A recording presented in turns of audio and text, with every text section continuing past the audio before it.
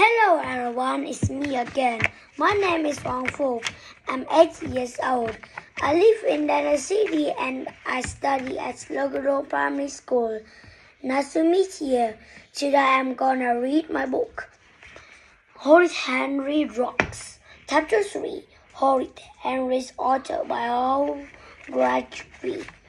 Bing, crash, kaboom! Good rock bounced on the chair and did his terror's expression. Moody Maurice yanked Linda's hair. Linda screamed.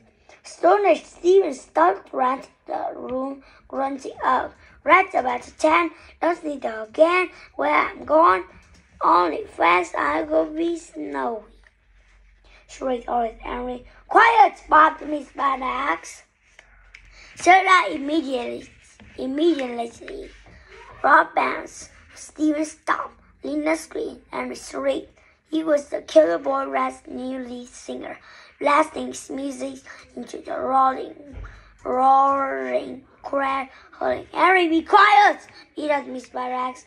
A playtime is cancelled for everyone. Horace and Scout. Why, oh why did he have to come to school? Why didn't the Killer Boy Rat start at school? Where you just do nothing but scream and stomp all day. Now that's the sort of school everyone would want to go to.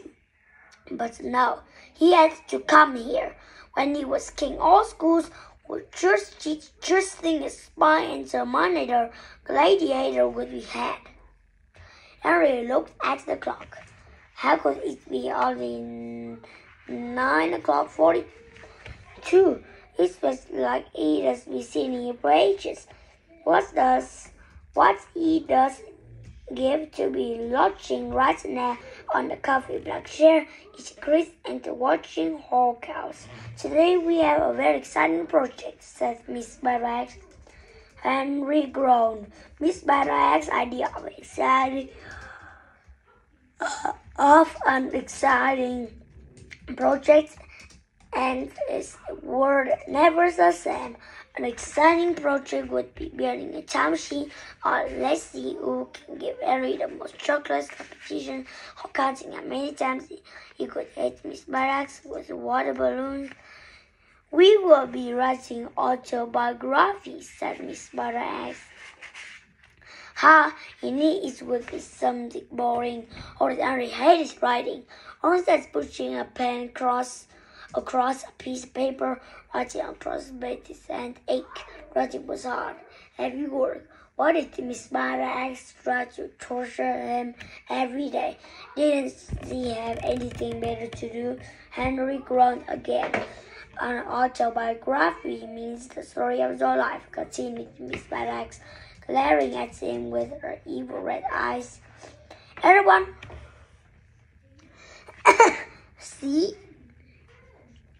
Everyone will write a page about themselves and all the interesting things they've done. Yawn. Could this life get any worse? Write a page or an entire page? What could be more boring than writing on and on about himself? Wait a minute. He got to write about himself? The world's most fascinating boy? He could write for hours about himself. Days, weeks, years, hold on. What was very odd, Miss Barracks saying now? The really exciting part is that our autobiographies will be published in the local newspaper next week. Oh wow, oh wow, oh wow. Autobiography could be published. This was his chance to tell the world all about being lords and excellence and majesty of the purple and the gay. How he just vanquished so many evil enemies, all the brilliant tricks he displayed on Peter. He just writes about the mega mean time machine and the fame mangler, and the millions of times he just defeated the secret club and squished Moody Margaret to a pulp. And oh yes, just be sure to include the time he just turned this one line in the slow play into a staring pot and scored the winning goal in a class football match. but one page would barely cover one day in his life. He needed hundreds of pages, no, thousands of pages to write about just some of his top triumphs. Where to begin? Let's start with you, Claire. But Miss Barrax, what would you put in your autobiography? Claire beamed.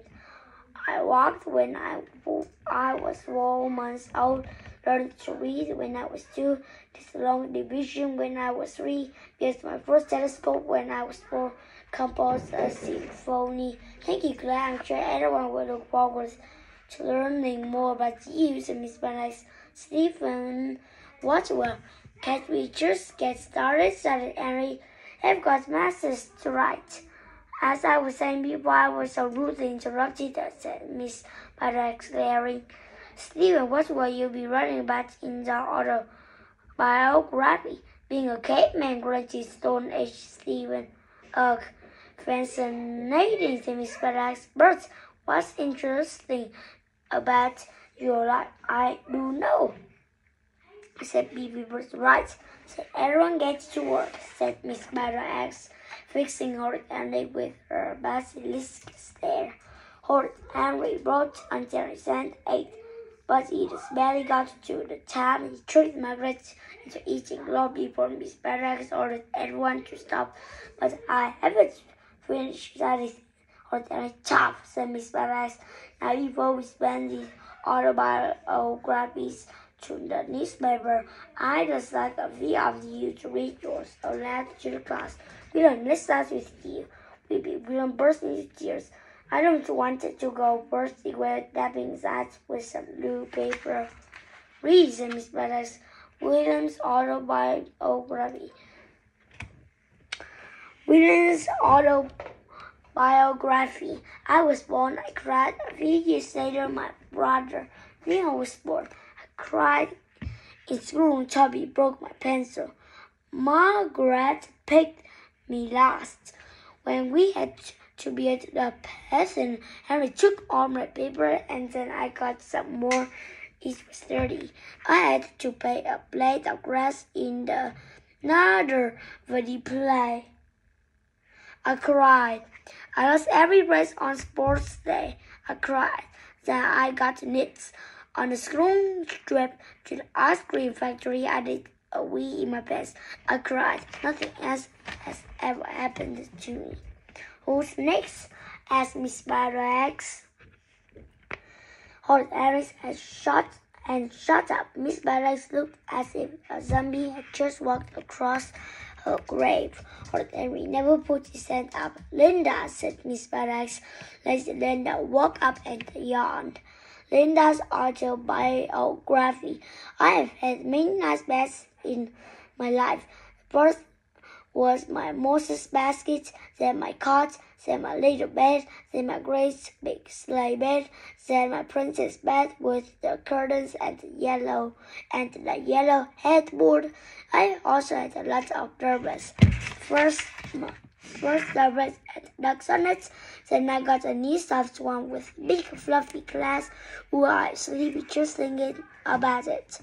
We have time to use one more, said Miss Barrax, getting the glass. Her Harry thought his arm would detach itself from his shoulder if he shoved it any higher. Margaret, said Miss Barrax. Harry scowled. It was so unfair. No one wanted to know about that moody old grouch. Moody Margaret walked to the front and noisily cleared her throat. Margaret's autobiography. Greetings, world.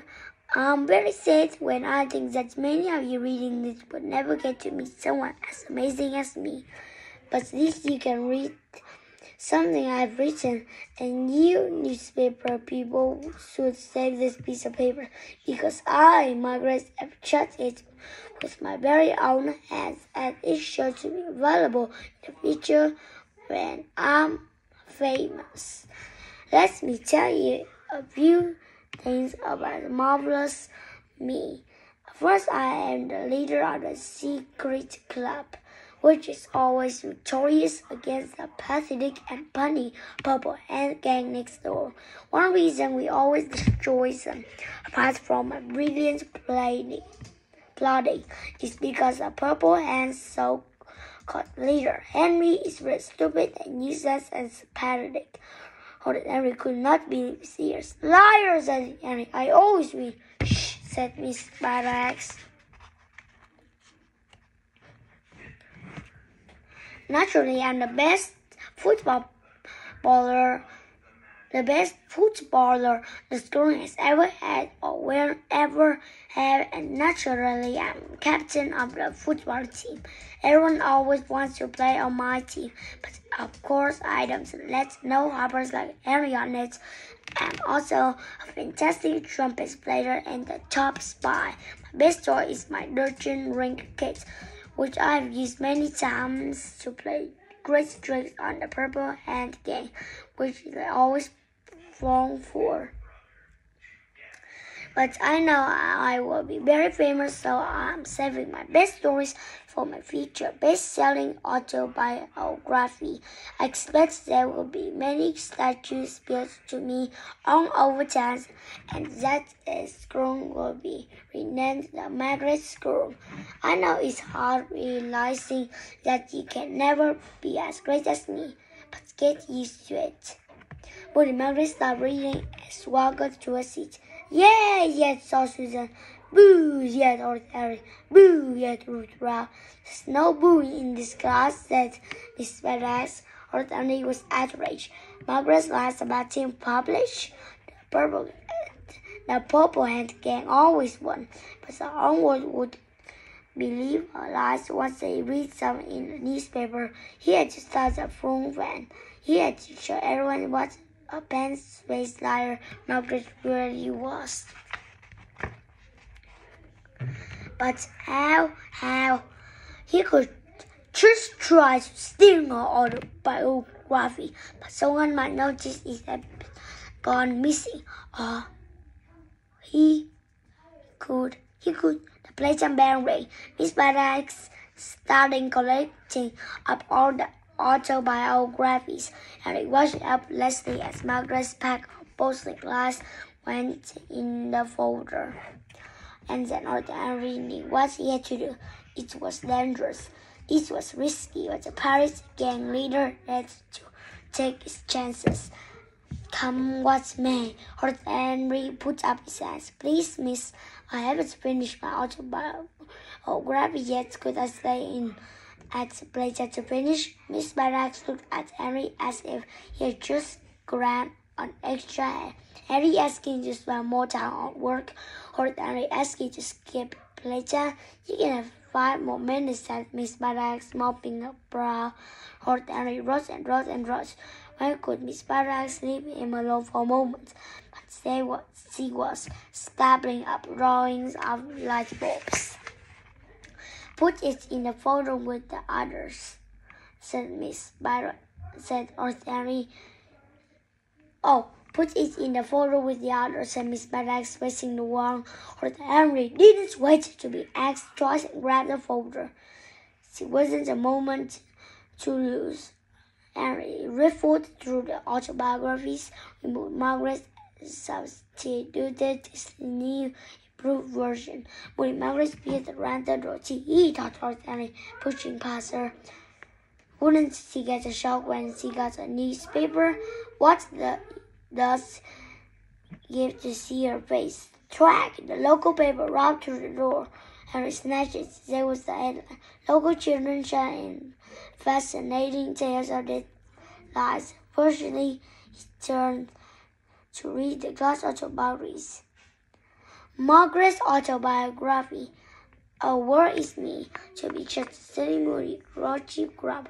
I've always looked like a frog. In fact, my mom took one look at me when I was born, threw me in the bin at the rest, screaming from the room. I don't blame her. I scream too whenever I see my ugly, whitey face in the mirror. Everyone calls me Maggie Moo Moo, Maggie Poo Poo, because I still wear nappies. I study the secret club which no one wants to join because I'm so mean and bossy. I can't even have a sleepover with everyone running away. I keep trying to beat Henry's purple hand again, but it's much too clever for me. It always was my evil plans. I live next door to Henry, but of course I don't deserve such a great honor. I really should just live in a smelly home somewhere with all the other frogs. So just remember, everyone beware of being a moody, grouchy grump, or you must end up as horrible as me. Yes, what a triumph! He was brilliant. He was genius. What an amazing treat to write the truth of Margaret and swap it for a pack of lies. Lord Henry beamed. Enjoy his own autobiography. It was far too short, but there was always next time. Henry's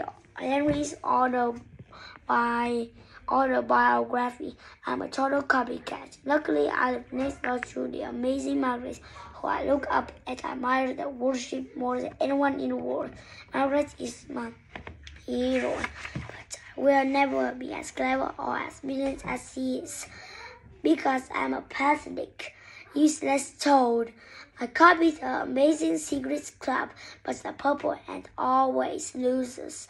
I tried to do makeovers, but of course I couldn't. Even my own brother wants to work for her as a spy, but then she is unimpressed and I'm a worm. The most exciting thing that ever happened to me was when Margaret moved in next door. I hoped that one day she would let me be the guard of the secret club, but I would have to work very hard to deserve it. That would be the best thing that has ever happened in my boring life. Oh, what's that? Fan! That's for friend. Doorbell rang. There was Margaret waving the newspaper. Her face was purple. There he is, this way. There he is, Henry screamed. I will get you for this, Henry hissed. Margaret. Just you wait, Margaret hissed Henry. So I finished reading. So goodbye, friends. See you later.